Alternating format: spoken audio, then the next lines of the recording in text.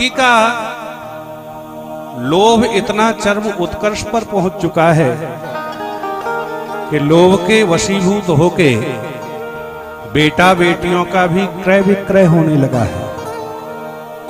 पहले हमारे यहां समधी बनते थे। समधी, समधी शब्द का तो अर्थ ही होता था जो एक दूसरे के प्रेम व्यवहार विचार में बंध जाए, उसका नाम समधी होता था। और आजकल तो महाराज कुल खानदान मिले, विचार व्यवहार मिले ना मिले सब चलेगा, बस सौदा पट जाए वही समधी बन जाए। कन्या विक्रयणो लोभात् दंपति नांच कलकनम, जिसके रहते एक ही गाड़ी के दो पहिए कहलवाने वाले पति पत्नी में आए दिन डंडा बज रहा है। हमारे यहां तो 7 जन्मों की कसमें खाई जाती थी। जो तलाक शब्द है ना, वो हमारी सनातन संस्कृति का शब्द ही नहीं। हमारे यहां तो 7 जन्मों की कसमें खाई जाती थी कि 7 जन्म तक हमें तुम्हारे जैसा पति मिले। पति कहता 7 जन्म तक तुम्हारे जैसी पत्नी मुझे मिले। पर लोभ के वशीभूत होके रोज डंडा बज रहा है महाराज।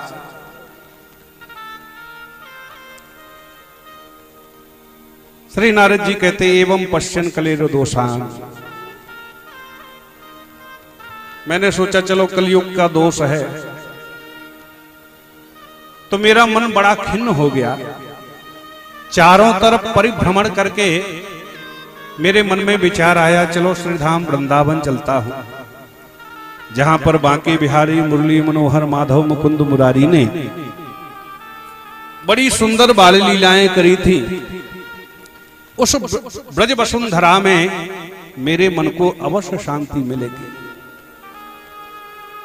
नारद जी कहते ऐसा विचार करके मैं श्रीधाम वृंदावन पहुंचा। पर जैसे ही मैं वृंदावन पहुंचा और वृंदावन में यमुना के पावन पुलिन से होके मैं निकल रहा था कि एक बड़ा अद्भुत आश्चर्य मैंने देखा। क्या देखा? बोले यमुना के तट पर एक तरुण स्त्री लेटी हुई है। दाएं बाएं तरफ उसके 2 बुढ़े लेटे हैं। चारों तरफ से माताओं के समुदाय ने उसको घेर रखा है। कभी कभी वह देवी रोने लगती है, कभी बातें करने लगती है, कभी हंसने लगती है। नारद जी कहते हैं इन विभिन्न चेष्टाओं को मैंने जब उसके अंदर देखा तो मेरे मन में स्वाभाविक रूप से विचार आया कि इस देवी का परिचय तो पूछूं भला कि यह कौन। नारद जी कहते दूसरे ही क्षण मेरे मन में विचार आया कि माताओं का सहज स्वभाव होता है, ना तो इन्हें रोते देर लगे और ना हंसते देर लगे। इसलिए साधु महापुरुषों को माताओं के समुदाय से दूर ही रहना चाहिए। श्री नारद जी कहते हैं ऐसा विचार करके मैं पुनः अपने रास्ते से जब जाने लगा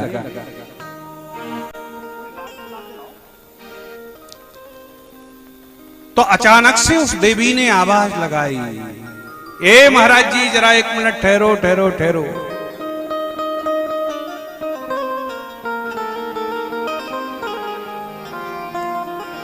भो भो साधो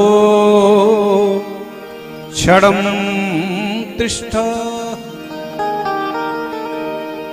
मच्चिन्तामपि नाशनम्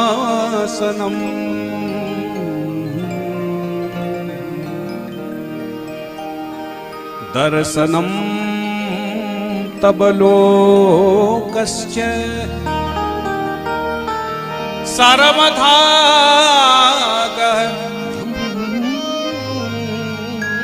परम। ए महाराज जी जरा ठहरो ठहरो ठहरो ठहरो ठहरो ठहरो। महाराज आपके दर्शन करने मात्र से मुझे ऐसे लग रहा है जैसे मेरे संपूर्ण जीवन के अमंगल ही नष्ट हो गए हो। क्योंकि यदा भाग्यम भवेद भूरि भवतो दर्शनम तव। आप जैसे मुक्त संग महात्माओं के दर्शन बड़े सौभाग्य से मिलते हैं। हम लोग कितने सौभाग्यशाली हैं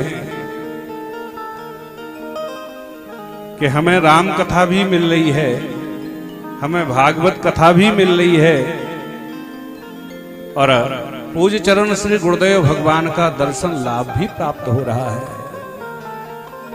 संतों के तो दर्शन करने मात्र से जीवन के समस्त अमंगल ही नष्ट हो जाते हैं। इसलिए महाराज एक मिनट ठहरो ठहरो ठहरो। नारद जी कहते उस देवी ने जब मुझे रोका तो मैं रुक गया और मैंने पूछा, काश्यप तुम कमिवौ चेमा नार्या कहा पद्मलोचना बद देवी सविस्तारम शुश्रु दुखस्य कारणम। देवी आप कौन हैं और आपके दाएं बाएं तरफ जो ये दो बुढ़े लेटे हैं ये कौन है? चारों तरफ से माताओं के समुदाय ने जो आपको घेर रखा है ये देवियां कौन है? तब उस देवी ने महाराज अपना परिचय दिया। वो कहती महाराज मैं कोई और नहीं, इस संपूर्ण भारत देश में मैं भक्ति के नाम से विख्यात हूं।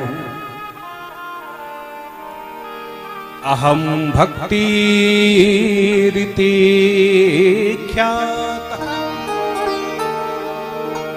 इमौ में तनयो मतो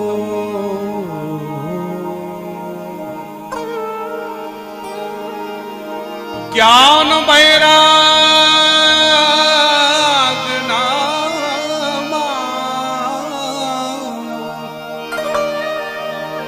काल योगेन जल जरो काल योगेन जल जरो। महाराज मेरा नाम भक्ति है। काल की गति तो देखो कि मैं तो जवान हूं, तरुण हूं और मेरी आंखों के सामने देखते देखते मेरे दोनों बेटा ज्ञान और वैराग बुढ़े हो गए और एक मां का इससे बढ़ के भला कौन कष्ट हो सकता है? अरे मैया बुढ़ी हो, बेटा जवान हो तो हर एक मां की प्रसन्नता होती है। और मैया तो जवान हो और बेटे बुढ़े हो जाएं तो इससे बढ़ के एक मां का कष्ट हमें नहीं लगता कोई और होगा।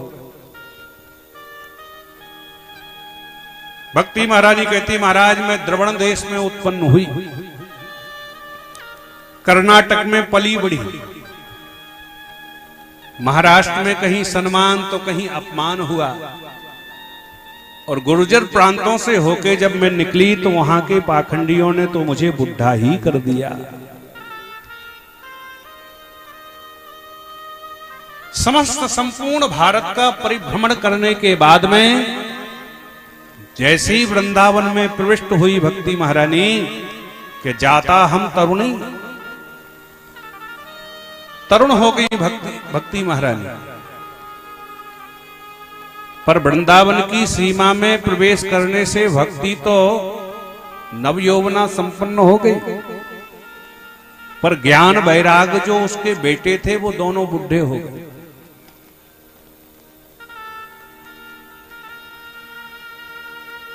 नारद जी से भक्ति महारानी कहते हैं महाराज यदि इस वृंदावन धाम में भी मेरे ज्ञान वैराग दोनों बेटा स्वस्थ नहीं होते हैं तो इदम स्थानम परित्यज्य विदेशम गम्यते मया।